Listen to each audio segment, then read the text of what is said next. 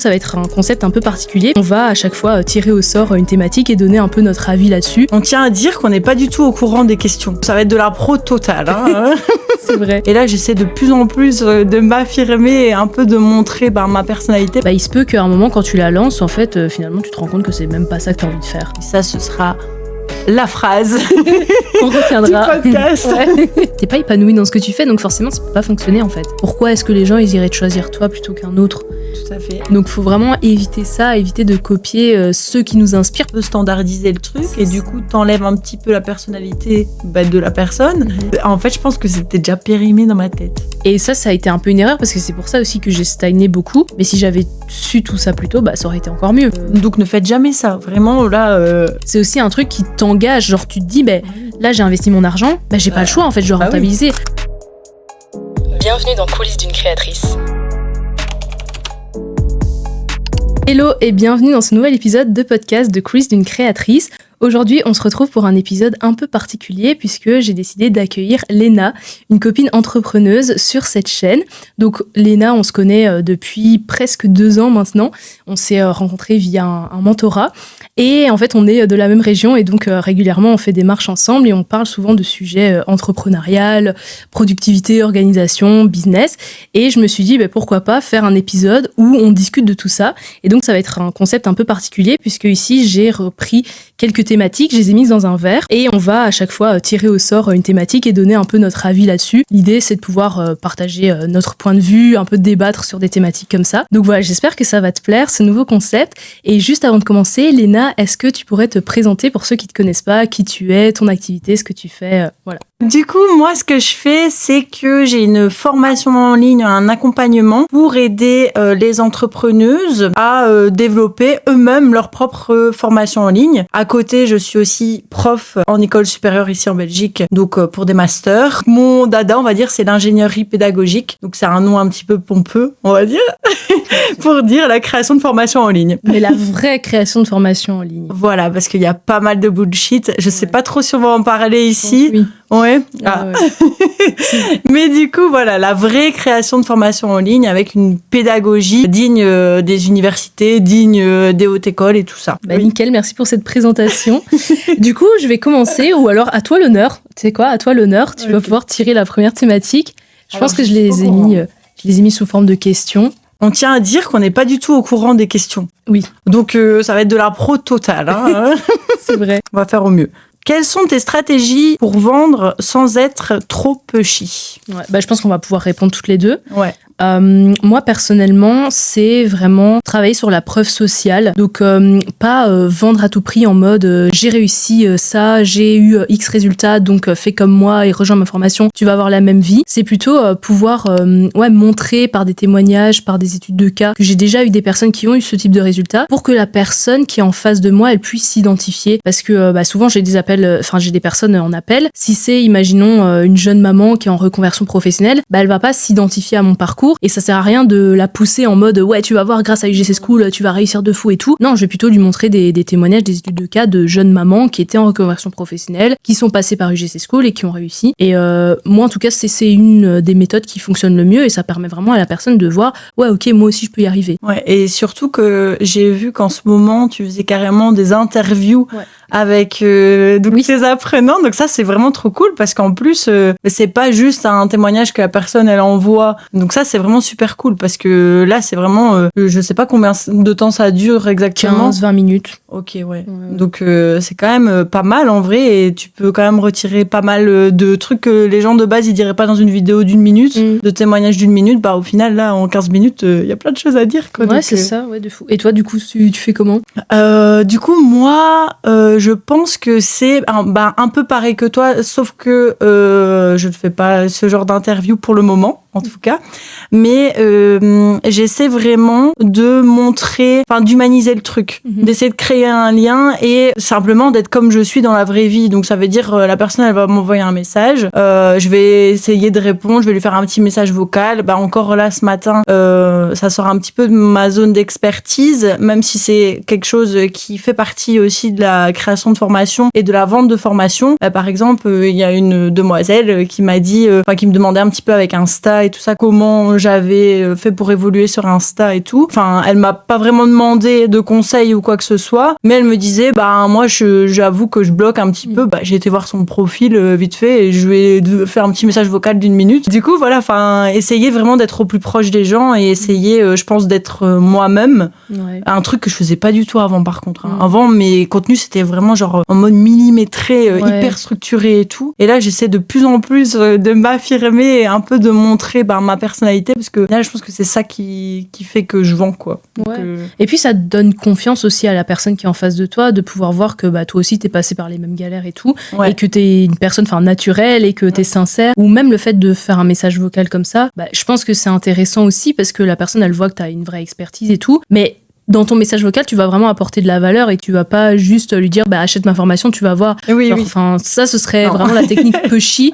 Et là, au moins, elle peut voir que oui, t'es vraiment la personne qu'il faut pour l'accompagner. Ouais, tout à fait. Et par contre, il y a un truc que je fais absolument pas. J'ai des contacts sur LinkedIn qui me disent de le faire. C'est envoyer de moi-même un message aux gens. J'ai vraiment du mal avec ça et je pense que j'ai un peu une barrière, alors que je sais que mon offre peut aider un maximum de monde et peut être hyper bénéfique pour les gens. Et en fait, j'ai encore du mal à envoyer un message aux gens en mode à froid. Il faut en fait, si j'envoie un message, c'est genre répondre à une story parce que j'aime bien la story. Je vais pas me forcer à dire qu'est-ce que je pourrais faire.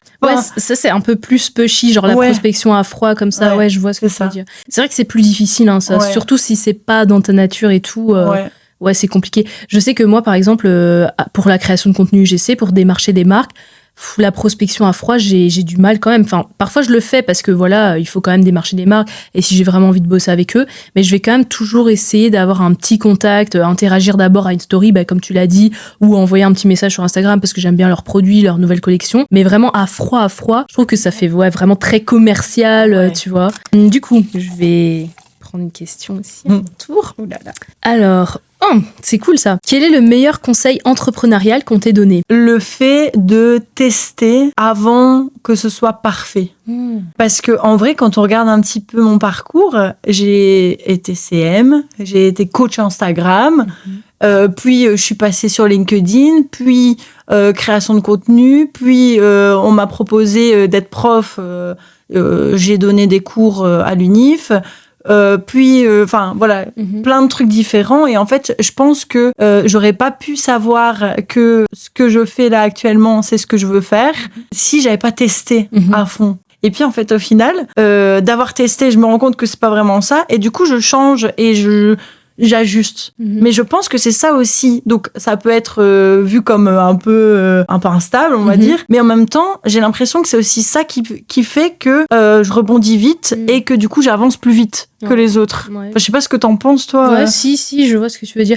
Parce que si t'attends que toutes les planètes soient alignées, que tout soit parfait, d'être sûr d'avoir créé ton offre pile poil parfaite et tout, il se peut qu'à un moment, quand tu la lances, en fait, finalement, tu te rends compte que c'est même pas ça que t'as envie de faire. Non, je comprends, ça t'a permis de tester aussi différentes choses et à un moment, tu trouves ta voie. Parce que je trouve que, moi, ça me choque pas une personne qui, cherche un petit peu ce qu'elle aime pas trop. Un peu comme toi, moi, d'abord, j'ai fait du conseil en nutrition, donc vraiment rien à voir. Conseil en nutrition, puis après j'ai fait community manager, puis après j'ai fait création UGC, je suis devenue aussi formatrice. C'est vraiment un truc de test et je trouve ça tout à fait normal, tu vois. Tu peux pas savoir directement, ok, j'ai envie de me reconvertir professionnellement là-dedans et être sûr que dans 3 ans tu feras exactement la même chose, ça va évoluer en fait.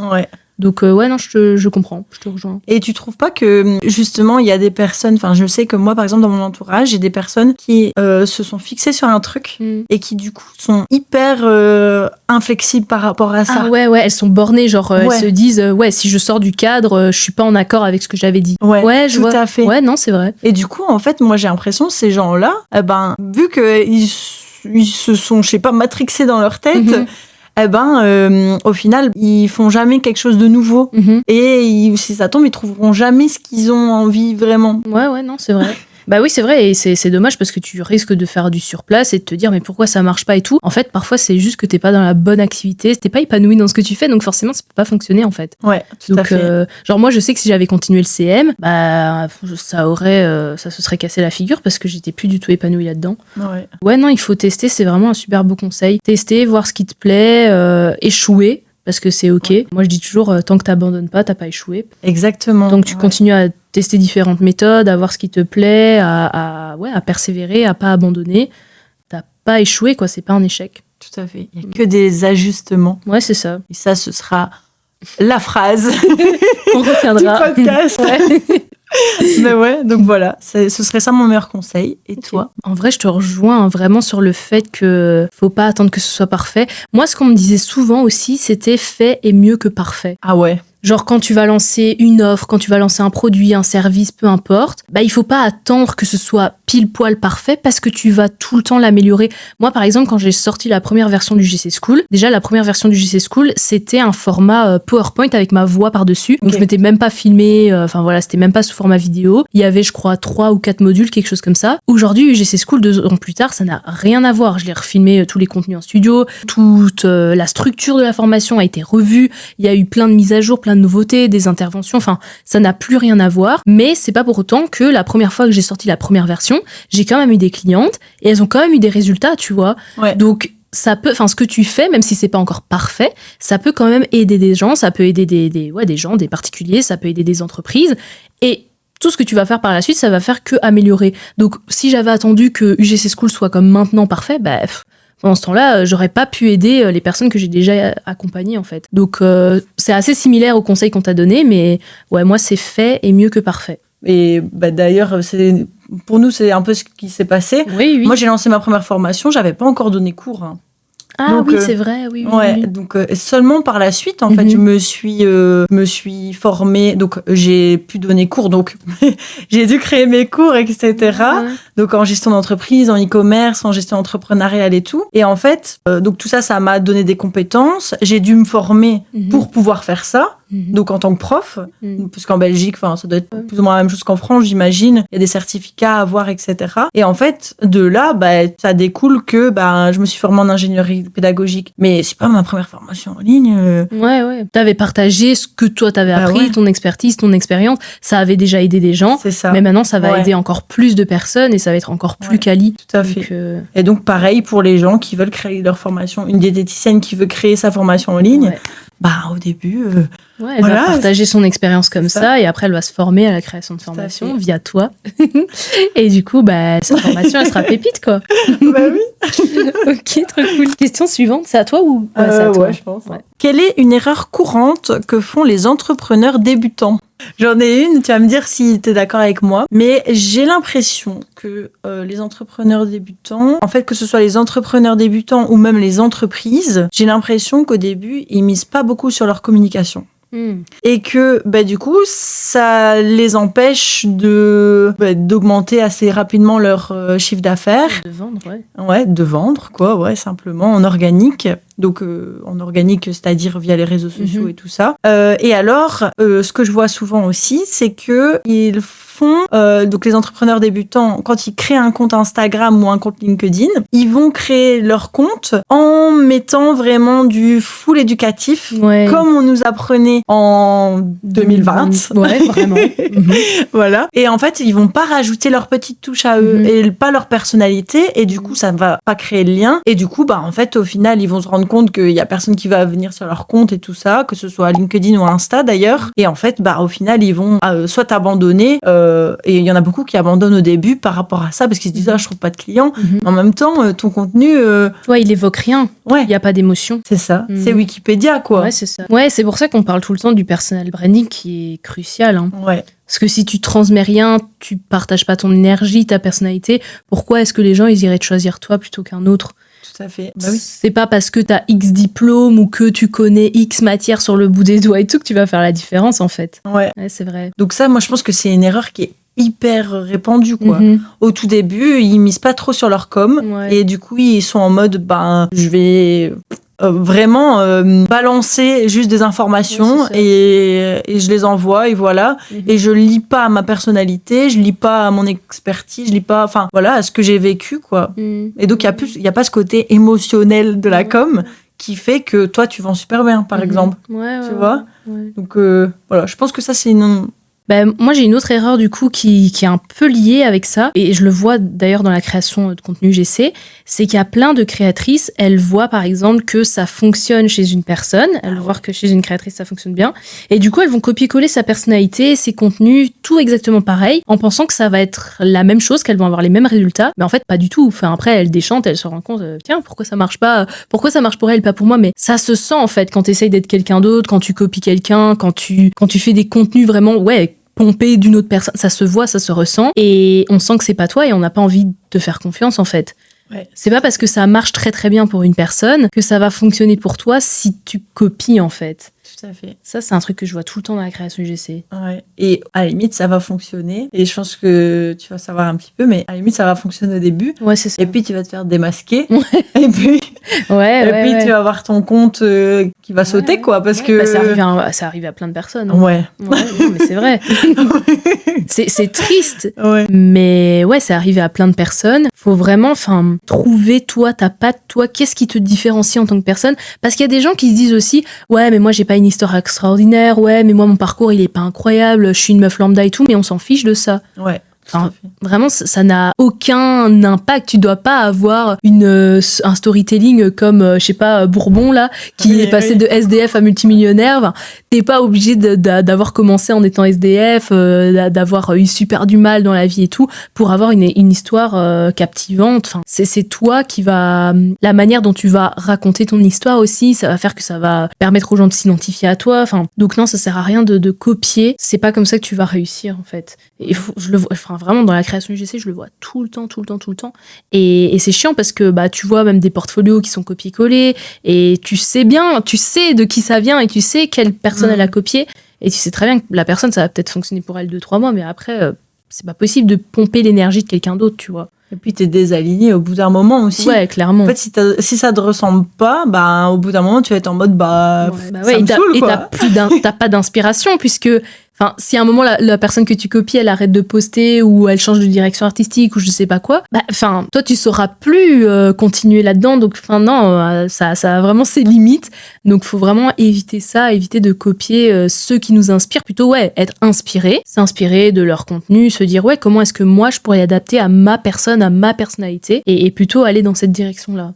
Et d'ailleurs c'est un peu le piège de tout ce qui est template, des personnes qui vendent ça et moi j'en ai déjà vendu aussi. Template Canva, template de post, script de post, template de script de post. Et en fait, le problème, c'est que c'est un peu standardisé le truc. Et du coup, t'enlèves un petit peu la personnalité de la personne. Et du coup, ça peut être problématique parce que... si elle le reprend copier-coller, c'est mort, quoi. Tout le monde va avoir les mêmes.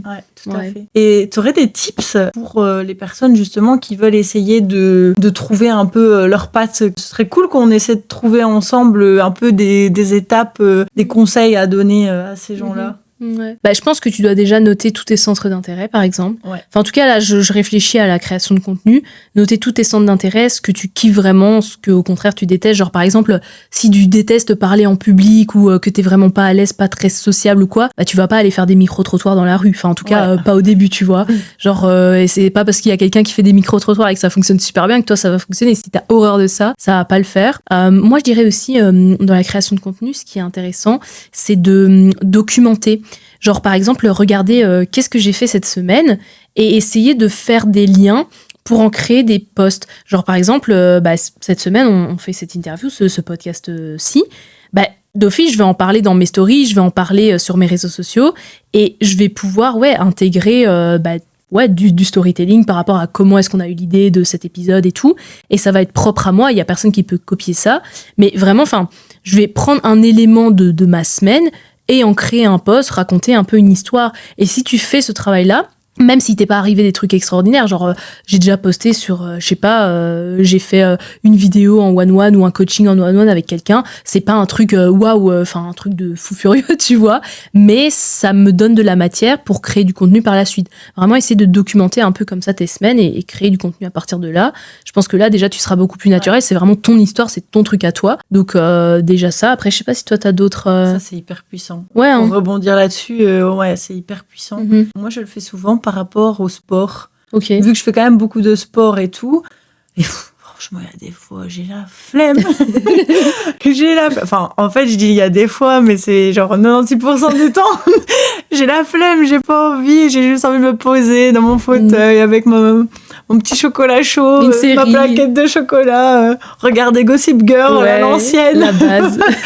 Enfin voilà. Et en fait, bah du coup, je prends souvent parce que pour moi dans l'entrepreneuriat, il y a une différence entre motivation et discipline. Et la discipline est plus forte que la motivation. Parce que la motivation, ça va, ça vient, voilà. Clairement. Et du coup, ben j'essaie quand même assez régulièrement en story et tout parce que j'aime bien raconter un petit peu ma life et dire que je vais courir, dire que je vais à la salle, machin et tout. Et j'essaie à chaque fois de faire des pans avec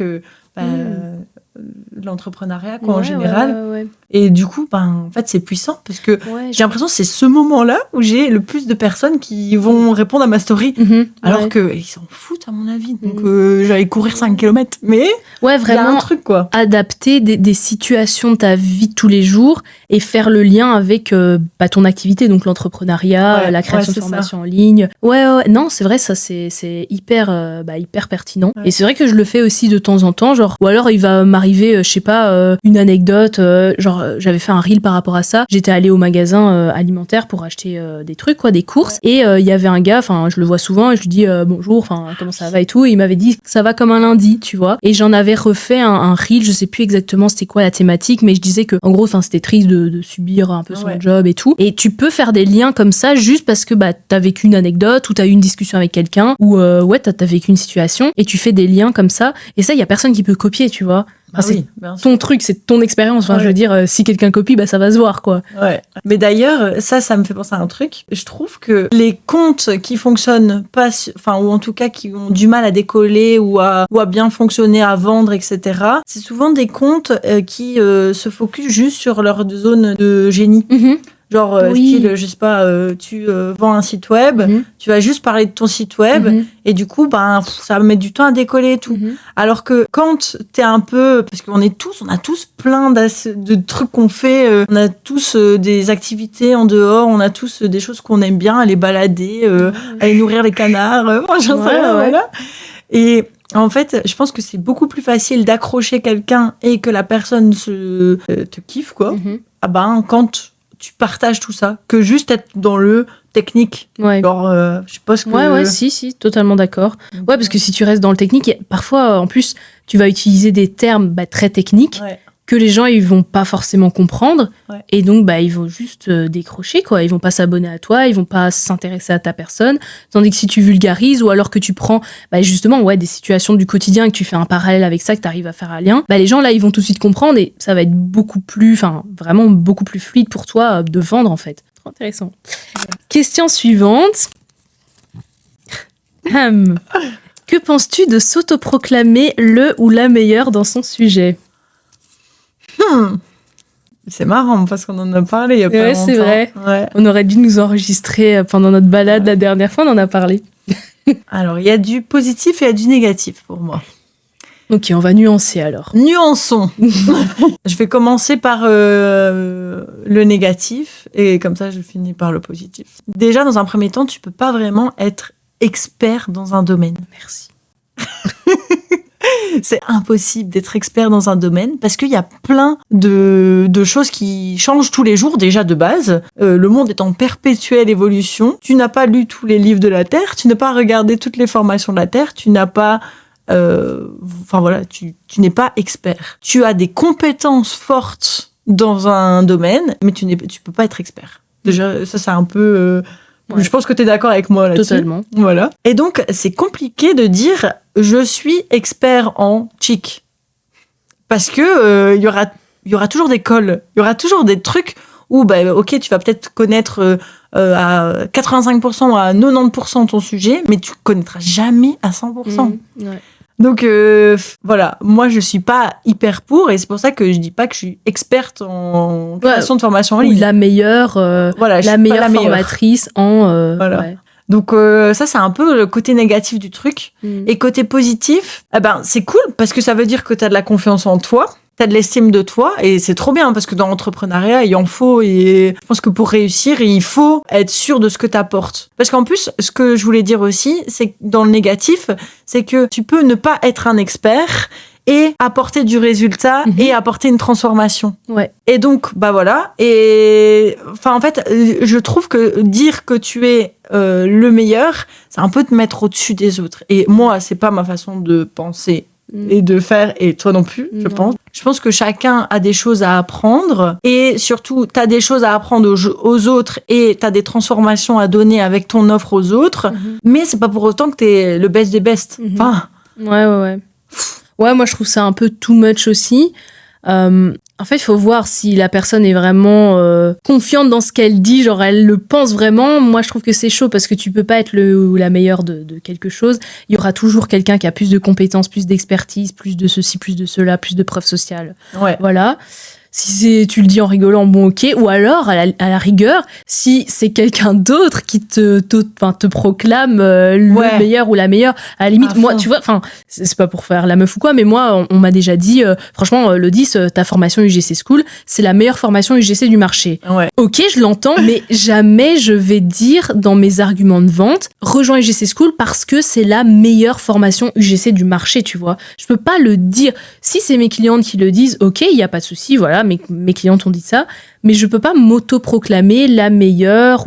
Pour moi, ça n'a pas de sens parce que, comme je dis, il y aura toujours quelqu'un qui... Ouais. Et puis même, tu n'as pas la connaissance de tout ce qui existe, toutes les formations qui peuvent exister. Ça se trouve, il y a une formation, je sais pas, aux États-Unis qui est 10 fois plus complète, 10 fois plus poussée et tout.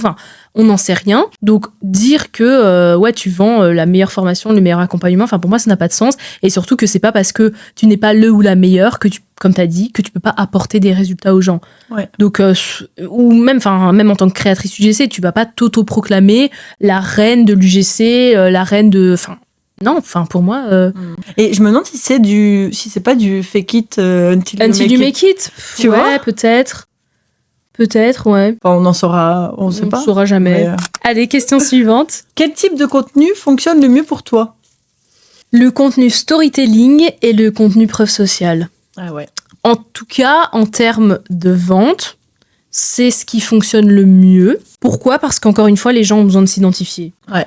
Donc les gens, via mon storytelling, ils vont s'identifier à moi. Par exemple, au fait que j'ai détesté le salariat, que moi j'ai un besoin de liberté, que j'ai envie d'être libre dans tous les sens du terme, que j'ai pas envie de bosser pour un patron, etc., que j'ai envie de voir ma famille. Ils vont s'identifier à ça. Et la preuve sociale, donc avec les témoignages de mes élèves ou les résultats que je partage en story et tout, là, c'est... Soit ils vont s'identifier de par le parcours de mon élève, genre, je sais pas, comme j'avais dit, c'est une jeune maman en reconversion, ou alors, ils vont réussir à se projeter, se dire, ok, elle a réussi à faire, je sais pas moi, 10 000 euros de chiffre d'affaires en l'espace de 6 mois en rejoignant UGC School, pourquoi pas moi, en fait? Pourquoi j'y arriverais pas? Et du coup, moi, ça, c'est vraiment les deux contenus qui fonctionnent le mieux. Après, je continue quand même de faire des contenus un peu plus, expertise, où je vais partager des informations dans ma thématique sur l'UGC, des tips ou des choses comme ça. Ça, c'est un peu plus pour asseoir mon autorité, mais c'est pas forcément ce type de contenu qui fonctionne le mieux en termes de conversion. Ouais. Mais je trouve que c'est quand même important dans une stratégie de contenu d'avoir ce type de pilier. Et sinon, c'est vraiment les deux qui fonctionnent le mieux. Et toi ? Moi, je dirais, tout dépend de l'objectif. Effectivement, j'ai un type de contenu plus visibilité. J'appelle ça du contenu visibilité. Style, tu crées ta formation en ligne et t'as des notifications de vente qui viennent de ton téléphone un lundi matin. Donc ça, c'est un truc qui va faire un peu le tour d'Insta, par exemple. Un réel qui va faire le tour d'Insta et qui va m'apporter des gens dans mon réseau. Et donc les gens là, ils vont, c'est du contenu qui va être plus facilement viral et tout ça, et qui va faire que les gens vont s'abonner, ils vont se reconnaître, ou en tout cas avoir envie d'avoir ce résultat-là. Puis t'as mon contenu un peu donc haute valeur. Donc ce contenu-là, il permet aux gens qui sont arrivés sur mon compte avec mon autre contenu visibilité de se dire ok, celle-là, elle pèse dans le game, elle connaît son sujet, et comme tu dis, j'assois mon autorité, j'assois mon expertise, et je montre que je m'y connais quoi, dans ce que je fais. Et alors après, j'ai plus mon contenu conversion. Donc ça, mon contenu conversion, c'est plus les moments où je vais créer du lien, comme tu dis, en faisant par exemple du storytelling sur ce que ma situation avant et ma situation après, par exemple. Donc en fait, tout dépend. Pour amener le contenu qui performe le plus, pour amener les gens sur mon compte et pour qu'ils s'abonnent, et c'est pareil sur LinkedIn, ça va être soit du contenu qui parle à tout le monde, soit du contenu un peu trash avec des idées polarisées, des idées qui sont un petit peu... Pas forcément répandues contre la pensée générale. Ouais. C'est ça. Et du coup, là, il y aura plutôt un potentiel viral, notamment par exemple sur LinkedIn, vu que je suis aussi quand même beaucoup plus en vrai sur LinkedIn pour le moment que sur Insta. Et donc, en fait, je sais que si je veux augmenter mon nombre d'abonnés, je vais faire soit du contenu un peu trash, ou soit du contenu un peu montrer le résultat que la personne pourrait avoir. Donc ça, c'est mon contenu visibilité. Si mon objectif, c'est que les gens qui sont sur mon compte, ils croient en ce que je donne, et ils se rendent compte de l'expertise et tout ça, et ils se rendent compte que peut-être eux, ils ont un problème aussi dans leur chemin, dans ce qu'ils font actuellement, et qu'il y a quelque chose à changer, à modifier. Ça, ce sera mon contenu plus haute valeur. Et alors, un peu du contenu plus profond, quoi. Expert. On est d'accord, expertise, voilà. Et après, pour convertir, là, ce sera effectivement plus jouer sur le storytelling, les différents biais, l'urgence, et rajouter de l'urgence, etc. Voilà. Donc, tout dépend de l'objectif. Et pour moi, je pense que quand tu commences un compte, tu vas me dire si tu es d'accord, mais quand tu commences un compte, c'est important de faire full contenu visibilité. Et ce sera plus ton contenu visibilité que ton contenu haute valeur ajoutée qui va être important. Et puis, quand après... tu commences à avoir une audience. Là, tu peux commencer le contenu... Oui, parce qu'il faut ramener des gens sur ce compte, obligatoirement. Question suivante. Raconte ton pire fail entrepreneurial. Je pense que c'est en 2023. En fait, j'avais lancé la box à contenu addictif vers mai 2023, qui était donc un mini produit que je vendais 79 ou 89 €, je sais plus, mais plus trop... Voilà. Et en fait, dès le premier mois, il me semble que j'avais fait un super bon chiffre d'affaires. Je pense que j'avais fait... en 7 jours, j'en avais vendu énormément. Et du coup, j'étais à 2000 € en 7 jours. Puis, j'avais fait au mois de juillet ou au mois de juin, je sais plus, 5000, puis 7000. Et en fait, ce qui s'est passé, c'est que j'ai lancé... Donc, c'était au moment où j'ai eu vraiment mon boom sur LinkedIn. Et en fait, j'ai lancé une formation LinkedIn magnétique. Sauf que j'ai mis 1 mois à la lancer. Et en gros, quand je l'ai lancée, j'avais plus envie d'en parler. Ok. En fait, j'ai lancé LinkedIn magnétique. Donc, j'en ai parlé pendant le pré-lancement. J'ai ouvert le panier et j'ai fait 2 posts, je crois. Et puis, j'ai arrêté d'en parler. T'avais plus envie. J'avais plus envie. Comment ça se fait ? En fait, je pense que c'était déjà périmé dans ma tête. Ok. Tu vois ? Et en fait, ça m'a encore arrivé il n'y a pas très très longtemps. Je t'avais expliqué. J'avais voulu lancer un club, et en fait, ça faisait 1 an que j'avais l'idée. Et en gros, quand je l'ai lancé, quand tout était finalisé et tout, j'étais en mode, non, en fait, j'ai pas envie de faire ça. Et en fait, c'est pas grave parce que, je sais plus exactement, j'avais fait quand même quelques ventes pour LinkedIn magnétique, malgré que j'ai fait 2 posts. Mais du coup, je l'ai enlevé de la circulation. Et directement après, il y a des gens qui sont venus me voir et qui m'ont dit, Léna, j'aimerais bien que tu m'expliques comment est-ce que tu fais pour créer un produit digital et tout. C'était bien avant qu'il y ait plein de bullshit de créer un produit digital, machin. Voilà. On en parlera peut-être après, mais... mais donc... Et en fait, j'avais créé du coup un guide à ce moment-là, donc en août. Mais donc en fait, j'ai lancé en juillet et j'ai directement switché. Et je me suis dit, ok, non, en fait, c'est de la merde ce que j'ai fait. LinkedIn magnétique, ça ne va pas. Donc je vais faire autre chose. Et en fait, j'ai plus envie de faire ça et j'ai plus envie de communiquer dessus, quoi. Ok. C'est dingue, ça t'est jamais arrivé? Créer un truc et puis ne plus avoir envie de le vendre? Non, franchement, non, pas encore. Non, franchement, ça m'est jamais arrivé. Après, j'ai pas créé énormément de produits digitaux, moi. J'ai juste UGC School, en vrai. Par contre, moi, j'ai eu une lassitude, genre des challenges gratuits que j'avais organisés. Ouais. Ça, j'ai eu une lassitude, donc j'ai décidé de les arrêter. Et pourquoi? Les gens sont pas assez engagés, en fait. Comme c'est gratuit, j'en parlais dans mes stories hier, comme c'est gratuit, en fait, les gens, ils s'engagent pas. Alors que quand je regarde, tu sais, j'avais organisé le UGC Mastery, donc là... c'est un événement payant et les gens sont beaucoup plus engagés. T'as beaucoup moins de gens déjà parce que c'est payant, mais les gens sont beaucoup plus engagés, ils vont beaucoup plus jusqu'au bout du challenge et tout, tandis que les challenges gratuits, des fois t'as des gens au bout du premier jour, enfin ils abandonnent, ils regardent plus les vidéos et tu te retrouves avec un taux de rétention de 20-30% et encore, alors que le UGC Mastery, on était plutôt sur un taux de rétention de 80-90, tu vois. Oh punaise, ouais. Du coup, voilà. Donc ouais, moi j'ai eu une lassitude et puis même les challenges gratuits, enfin au final, c'est un bon truc d'acquisition pour avoir des nouveaux clients. Mais toi, en tant que personne, au niveau de la valeur que tu partages, enfin, j'avais l'impression qu'à la fin, finalement, je faisais le challenge pour vendre ma formation après et je voulais pas être dans ce truc-là, tu vois. Ouais. Donc, parce que je savais que sans la formation, c'est pas le challenge gratuit qui allait aider les participantes à faire une transformation et un truc de ouf dans leurs résultats en création UGC. Je savais qu'elles avaient besoin de la formation UGC School et c'est ce que j'essayais de mettre en avant à la fin du challenge. Après, je me suis dit, mais est-ce que vraiment c'est ça mon objectif, de faire des challenges gratuits pour juste après? Donc j'ai quand même réfléchi à tout ça pendant longtemps et c'est comme ça que j'ai eu l'idée du UGC Mastery. Voilà, c'est un événement payant, mais au moins ça te met vraiment dans les vraies conditions du métier de créatrice. Tu reçois vraiment un produit, tu arrives à te projeter en fait. Est-ce que tu aimerais ce métier-là? Est-ce que tu aimerais exercer ça? Tu apprends vraiment des choses que tu peux actionner et tout. Et voilà, du coup c'est pour ça que j'ai arrêté ça. Mais sinon, moi en termes de fail entrepreneurial, je dirais la création de ma première version du UGC School. En fait, un peu comme tu m'as dit, tu vois, tu crées le truc et t'as 0 vente. Genre, je me rappelle, donc j'avais créé la formation en février 2022 et j'ai eu ma première cliente en mars 2022. Donc, c'est 1 mois plus tard, mais moi, je pensais vraiment de ouf que j'allais avoir plein de clients en février parce que j'avais vraiment beaucoup d'abonnés sur TikTok. Je crois que j'étais déjà à 50-60 000 abonnés. Ouais, j'avais vraiment plein d'abonnés. Mon guide gratuit, il avait été téléchargé plus de 10 000 fois. Donc, je m'étais dit, mais punaise, là, je vais lancer la formation, ça va être la folie, tu vois. Et en fait, non. Je lance le truc. Et c'était quoi le problème pour toi?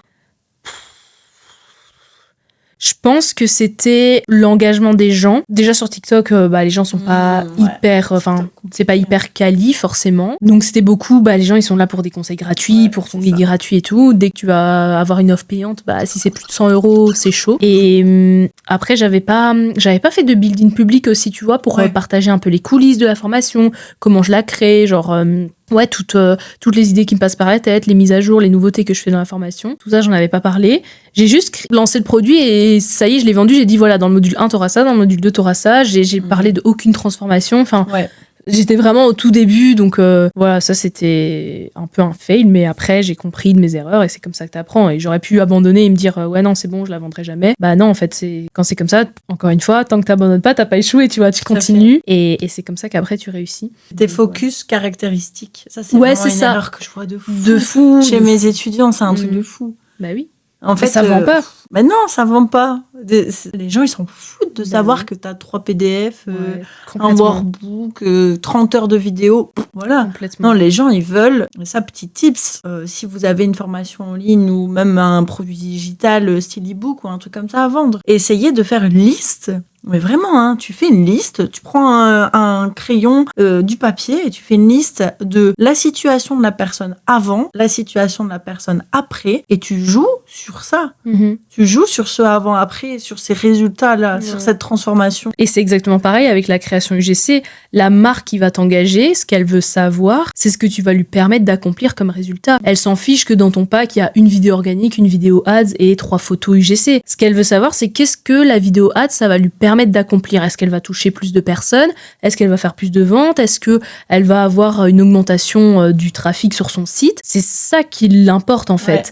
C'est pas la photo, enfin la vidéo, elle va durer 32 secondes et je vais faire une transition à telle seconde. Enfin non, c'est vraiment le résultat, la transformation comme tu le dis quoi. C'est ça qui importe. Question suivante. Alors, si tu pouvais recommencer à 0, que ferais-tu différemment? Moi, je me ferais accompagner beaucoup plus tôt sur la partie business. Donc, structure de mon offre, pouvoir attirer des clients, etc. Parce que moi, je me suis vraiment focalisée, et je pense que c'est important, et je pense que tout le monde doit faire ce travail-là, se focaliser sur tes compétences, vraiment ton cœur de métier, ce pourquoi tu es doué. Donc, de base... par exemple, la création de contenu IGC, je me suis vraiment focalisée là-dessus, je me suis formée en montage, je me suis formée en structure des vidéos et tout. Mais après, toute la partie acquisition client, structure de mon activité, tout ça, je l'ai un peu mis de côté.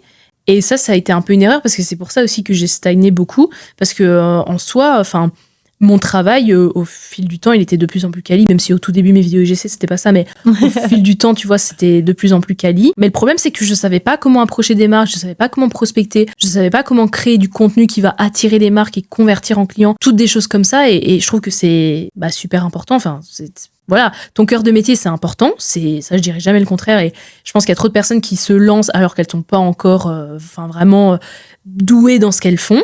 Genre, j'ai déjà vu des vidéos IGC, c'est même pas des vidéos IGC et la personne, elle démarche déjà des marques, voilà. Mais c'est tout aussi important de se former sur la partie acquisition client. Ouais. Donc, moi, si je recommençais à zéro, si je devais recommencer à zéro, ce serait ça, vraiment me former beaucoup plus tôt et pas rester un peu dans le vide comme ça, parce que ça te permet aussi de gagner énormément de temps, tu vois, te faire former, te faire accompagner, soit tu te fais former avec une formation, ou alors tu te fais accompagner avec un mentor, un coach, peu importe, mais ça te fait tellement gagner de temps, et tu peux avoir des résultats beaucoup plus vite que si tu stagnes par toi-même, ça peut durer 1 an, 2 ans, et voilà. Vraiment me faire accompagner beaucoup plus tôt, et je l'ai fait plus tard. C'est justement, moi je suis super contente de tous les accompagnements que j'ai faits, tous les mentorats et tout, ça m'a énormément aidée. Mais si j'avais su tout ça plus tôt, ça aurait été encore mieux. En vrai, je suis d'accord avec toi. Je pense que c'est le truc que j'aurais dit si tu m'avais posé la question aussi. Parce que, en fait, au final, il faut savoir que les accompagnements et tout, ça veut dire que la personne, elle a fait des erreurs, qu'elle s'est relevée de ses erreurs, qu'elle a testé des trucs, que ça n'a pas fonctionné, qu'il y a d'autres choses qui ont fonctionné, et en fait, elle t'a tout condensé à un endroit. Parce que c'est vrai qu'au final, t'investis de l'argent, mais logiquement, si c'est un accompagnement ou une formation qui est qualitative, on en revient toujours là. Mais si c'est qualitatif, logiquement, tu devrais faire x2, x3, x4, x5, x10 sur ce que tu as investi. Ouais. Donc, voilà. Après, si c'est un accompagnement pas terrible... oui, c'est pour ça qu'il faut bien se renseigner avant de se former. Le parcours de la personne, les études de cas, les témoignages et tout, ça, c'est hyper important. Et je pense que c'est un peu la base. Faire attention aux promesses, tu sais, aux vendeurs de rêves, trucs baguettes magiques et tout. Genre, quand on te dit d'ici 30 jours, t'inquiète, tu seras les doigts de pied en éventail à Bali, tu feras 10K par mois en travaillant 2 heures par jour. Voilà, les promesses un peu mirobolantes comme ça, il faut faire gaffe. Il faut vraiment se faire accompagner par des personnes qui ont vraiment fait le métier que toi tu veux faire, dont tu vois que ça porte ses fruits. Mais pour moi, c'est un indispensable. Franchement, quand tu veux te lancer dans l'entrepreneuriat, forme-toi sur le cœur de ton métier, forme-toi sur la partie acquisition client, communication, vendre ton offre, tout ça c'est hyper important, mais forme-toi, sinon tu vas perdre tellement de temps, et tout cet argent, comme tu le dis, tu vas le rentabiliser beaucoup plus vite. Oui, ça fait peur d'investir sur soi, mais c'est aussi un truc, parce que j'en reviens au challenge gratuit dont je parlais tout à l'heure, c'est aussi un truc qui t'engage, genre tu te dis, là j'ai investi mon argent, j'ai pas le choix en fait, je dois rentabiliser. Tu fais une formation gratuite, tu fais un challenge gratuit, entre guillemets, t'as rien à perdre. Donc, tu vas suivre le challenge en mode passif, et puis dans une semaine, t'auras oublié le truc, et en fait, tu t'engages pas, et tu vas pas faire le truc, et c'est pas ça qui va t'apporter des résultats. Tandis que là, tu t'investis vraiment pour de vrai, sérieusement. Donc voilà. Et aussi, par exemple, au niveau de l'investissement et tout ça, là, on est tellement dans un truc où il y a tout à notre portée. On a des vidéos YouTube, on a plein de gens qui parlent de leur expertise et tout ça. En fait, moi, je trouve ça cool d'avoir un mentor et de suivre sa méthode. Parce que si tu vas piocher à gauche, tu vas piocher à droite. Moi, je sais que, par exemple, par rapport à certains de mes concurrents, en fait, j'ai pas du tout la même façon de voir les choses sur certains trucs. Et je sais, et c'est marrant parce qu'il y a 3-4 jours, j'ai fait un post sur LinkedIn en disant les petits produits digitaux, c'est pas ça qui va te faire devenir millionnaire. Et en fait, j'ai une de mes concurrentes qui a fait un post, mais le même jour, et ça, c'est vraiment super drôle, qui a dit l'inverse. Ok. Et du coup, moi, j'étais en mode, et donc, il y a quelqu'un qui est venu me mettre un commentaire sur mon truc. On sait plus qui croire parce que machin a mis l'inverse aujourd'hui.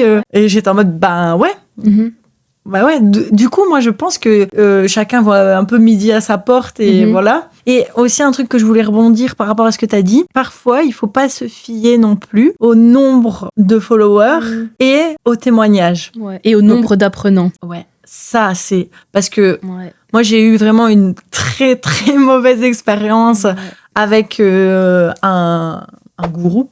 On peut le dire. Ouais, on va pas dire son nom, mais oui. Voilà, avec un gourou qui a des milliers d'abonnés. Ouais. Excellent vendeur, ça. Excellent vendeur. Il a des milliers d'abonnés et sa communication a l'air tellement bienveillante, tellement...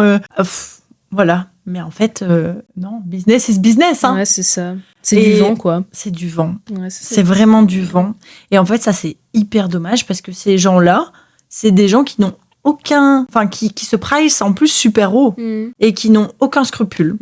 Donc, il faut faire attention aussi parce que parfois c'est limite mieux, en fait, de demander à la personne qu'elle t'envoie peut-être un ancien élève ou un truc ainsi, quoi. Parce que parfois, il y en a, ils ont des témoignages, ils ont des abonnés par milliers et en fait, c'est pas du tout... C'est pas du tout quali. Bah, limite, comme tu dis, aller s'entretenir avec des élèves, en fait, avec des apprenants de la formation. Enfin, pour moi, c'est là où tu auras évidemment faire attention qu'ils aient pas un lien affilié. Oui. C'est pour ça que moi, je fais super gaffe ça avec le truc ambassadrice et les liens affiliés. Genre, je les partage pas à tout le monde, tu vois. Je vais le partager seulement à des élèves qui sont dans la formation depuis au moins, 6 mois, 1 an, qui ont eu vraiment des résultats et tout. Mais genre, je sais que, tu vois, tu peux mettre dans ta formation, à la fin de ta formation, voilà, si tu veux partager la formation et tout, lien affilié. Mais t'as des personnes qui vont prendre le lien affilié, ça fait 1 semaine, elles sont dans la formation, elles l'ont même pas suivi. Elles vont partager le lien affilié et dire, cette formation est incroyable. Et du coup, tu vas les croire, mais en fait, eux, ils veulent juste récupérer leur commission, tu vois. Moi, franchement, je fais super attention à ça parce que je veux pas qu'il y ait des liens affiliés un peu partout. Si le témoignage n'est pas authentique, le témoignage n'est pas réel, tu vois. C'est ça. Donc ça, faire attention aussi. C'est vrai que c'est un domaine... Ouais, il faut vraiment faire gaffe. Il faut bien faire ses recherches et pas sauter dans n'importe quel accompagnement. Dernière question, à toi l'honneur. Qu'est-ce que tu penses des personnes qui disent qu'il faut vendre un produit digital à 27 € et que tu peux devenir millionnaire grâce à ça? Je te laisse l'honneur, c'est ta thématique. Ça rejoint un petit peu ce que je disais juste avant quand je parlais que j'avais fait un post et que un de mes concurrents avait fait exactement le post inverse. Ouais. Pour moi, c'est du bullshit de dire vends. Désolée, je dis les termes. Hein. Tu dis les termes. Voilà, je dis les termes. C'est du bullshit de dire vends un produit à 27 €, deviens millionnaire. Pourquoi ? Parce que je trouve, je vais un peu nuancer quand même, parce que voilà, mais je trouve que tu peux vendre un produit digital à 30 € et gagner de l'argent. Ça peut être dans une offre d'entrée, en fait, dans une stratégie globale. Style, ton offre d'entrée, au lieu de faire un lead magnet gratuit à 0 € du coup, tu fais un petit produit à 30 € qui renvoie vers ton offre principale. Ça peut être une possibilité. Et ça, c'est stratégique. Et pour moi, c'est bien pensé. Mais tu vas pas pouvoir être millionnaire avec un produit à 30 € parce que tu as besoin de faire du volume. Donc, tu as besoin d'office d'une audience. Ah ouais. Ou bien de faire des ads, mais du coup, d'utiliser aussi de l'argent dans ces ads. Et ça coûte cher, je peux confirmer. Moi, je sais pas, j'ai pas encore fait d'ads. Ça coûte cher. Voilà, donc donc tu dois faire des ads, donc tu as besoin d'argent déjà de base et tout ça. Tu as besoin aussi d'un service client. Parce qu'au final, tu vas le vendre pareil. En fait, tu vas vendre, par exemple, ton offre d'accompagnement, formation, high ticket à, j'en sais rien moi, 2 000 € et tu vas vendre ton petit produit à 30 €, tu vas devoir, pareil, mettre la même énergie dans la vente de ces deux choses-là. Et du coup, en fait, ça peut être même contre-productif parce que moi, je l'ai fait. Donc, je peux vraiment dire ça en mode de mon expérience. Il y a un moment où je n'avais que des petits produits. Alors, c'est super cool parce que tu as plein de notifs sur ta journée, tu as plein de notifications de vente, tu as pas l'endorphine, mais l'adrénaline qui est là. Tu es super content et tout. Mais en fait, au final, c'est compliqué de dépasser les 10, 13 000 €. Enfin, c'est compliqué, quoi. Ouais. Et même si tu fais des journées à 2 000 €, peut-être que le lendemain, tu fais une journée à 0. Et... Tout à fait, ouais. Et donc, c'est bien pour moi de mettre cette stratégie, enfin, c'est possible en tout cas, et c'est un truc qui est quand même pas mal, de mettre une offre, par exemple, comme toi, l'UGC Mastery, c'était un peu à un produit digital moins cher qui est renvoyé vers ton offre principale. Et ça, c'est bien parce que c'est dans ton ton écosystème d'offres. Voilà. Et alors aussi, la personne qui va acheter quelque chose à 30 €, elle a autant d'attentes que la personne qui va acheter quelque chose à 2 000 €.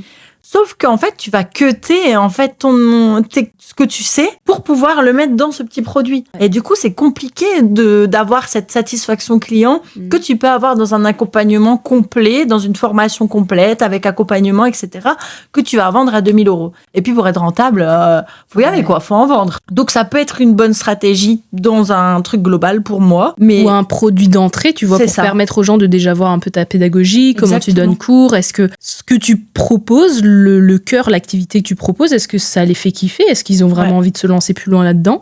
Tout à fait. Voilà, plutôt que direct se lancer dans une offre à 2000. Mais oui, je pense que ça peut faire partie d'un écosystème, mais c'est pas avec ça que tu vas devenir millionnaire. Ou alors, comme tu dis, avec une grosse audience. Genre, par exemple, tu sais, les grosses entreprises qui vendent des abonnements ou quoi, genre Netflix, ils font des millions, mais c'est Netflix, tu vois. Enfin, voilà, ils ont leur abonnement à 10 € par mois, mais il y a combien de personnes qui sont inscrites? Donc oui, mais on n'est pas tous Netflix. Oui, c'est ça. Pas encore. Pas encore. Mais ouais, et en fait, c'est un amuse-bouche, quoi. C'est ça, ouais. En gros, ça peut être l'amuse-bouche qui fait que la personne a envie de se servir et de prendre ton accompagnement complet. Mais en sachant qu'il y a ce service client, qu'il faut du volume, qu'il faut potentiellement faire des ads, qu'il faut aussi assumer de se dire il y a des personnes qui vont pas être satisfaites. Ouais, le SAV. Et voilà quoi. Je pense c'est exactement la même chose finalement avec la création UGC. C'est pour ça que je dis toujours ne pas se sous-pricer. Parce que c'est bien beau de casser les prix du marché et de vendre des vidéos à 50-80 €, mais tu vas pas pouvoir tenir sur le long terme. Et pour faire, ne fût-ce que faire 1 000 € par mois grâce à l'UGC, en vendant des vidéos à 50 € ou à 80 €, faut y aller, tu vois. T'es obligé de mettre un prix quand même qui est plus élevé, parce que sinon, oui, comme t'as dit, le SAV, ça va être pareil avec les marques. T'inquiète, si tu vends plein de vidéos comme ça, une centaine de vidéos par mois, le SAV, ça va être une charge mentale de fou furieux. Puis, il faut trouver aussi les 100 marques qui vont accepter de bosser avec toi. Volume, hein. Voilà. Donc, la seule solution, finalement, c'est d'augmenter un petit tarif. Après, je dis pas, quand tu débutes, tu vas pas direct vendre un truc hyper cher. Mais il faut quand même avoir des prix, faut pas casser les prix du marché non plus. Ici, je voulais vraiment faire le parallèle avec la création UGC et faire comprendre que vendre des vidéos à 50-80 €, c'est plus possible. Pour moi, maintenant, on est vraiment... J'avoue. Parce que c'est pas possible, tu vois. À la fin du mois, t'es juste épuisé. Mais c'est ça, en fait, le bien-être. On est dans l'entrepreneuriat aussi pour... Pas pour souffrir. Je suis pas venue ici pour souffrir, ok? Ouais, on n'est pas là pour souffrir, ok? Franchement, non, on a envie d'être dans un milieu de vie, dans un style de vie qui nous convient. Justement, on choisit l'entrepreneuriat pour être libre. Ouais, c'est pas pour crever au travail et refaire la même chose finalement, d'être esclave de sa propre entreprise. C'est pas pour ça qu'on s'est lancé. Donc c'est important de se faire payer à sa juste valeur. Et donc, faire attention au prix que tu proposes et pas te dire que parce que tu vends un produit à 27 € ou que tu vends des vidéos à 50-80 €, que c'est ça qui va te rendre multimillionnaire parce que les gens ils se disent ouais, mais comme c'est pas cher, je vais avoir plein de clients. Pas forcément en fait. Pas forcément, parce que en plus il y a ce truc de valeur perçue aussi. Oui. Si ton truc il est pas cher, les gens ils vont se dire c'est que c'est peut-être pas super quali, tu vois. Moi c'est ce que j'ai fait. Oui. Ici avec la Sun. Voilà. Ouais, tu t'as baissé le prix et finalement les gens, la valeur perçue, elle diminue aussi. Donc ils se disent est-ce que vraiment je vais, tu vois? C'est ça, mais ne faites jamais comme moi. Parce que moi je me suis dit je vais baisser mon prix, etc. pour des raisons stratégiques, quoi. Pour un peu m'aligner, on va dire, au marché. Mais très mauvaise idée. Très mauvaise idée, Léna. Ouais. Qu'est-ce que j'ai foutu là? Ouais, la valeur perçue elle baisse. Et toi derrière, tu dois quand même assumer c'est ça. La clientèle. Donc ne faites jamais ça. Vraiment là... Après, tu vois, ça arrive de faire une erreur et après tu t'ajustes, quoi, t'optimises, t'ajustes tes prix en conséquence. C'est pas grave si tu me regardes et que t'as déjà vendu une vidéo UGC à 50 ou 80 €. Mais maintenant, il va falloir mettre des vrais prix et faire attention aux éléments qu'on a donnés, quoi. Ouais, tout à fait. J'ai bien aimé ce petit podcast, c'était sympathique. On a fait le tour des questions. Voilà, c'est la fin de cet épisode de podcast. J'espère qu'il t'a plu, j'espère que ça t'a apporté de la valeur, que t'as appris des nouvelles choses. N'hésite pas à me dire dans les commentaires ou même en message privé sur Instagram si ça t'a plu ce nouveau concept avec Léna. Je mettrai tous les liens pour suivre son compte sur LinkedIn et sur Instagram. Donc tu peux même aussi lui envoyer un message pour savoir et pour lui dire ce que t'en as pensé. Donc voilà, sur ce, moi je te dis à la semaine prochaine. Merci encore Léna d'être venue sur la chaîne. Avec grand plaisir quand tu veux. Ouais, génial. et je te dis à très bientôt.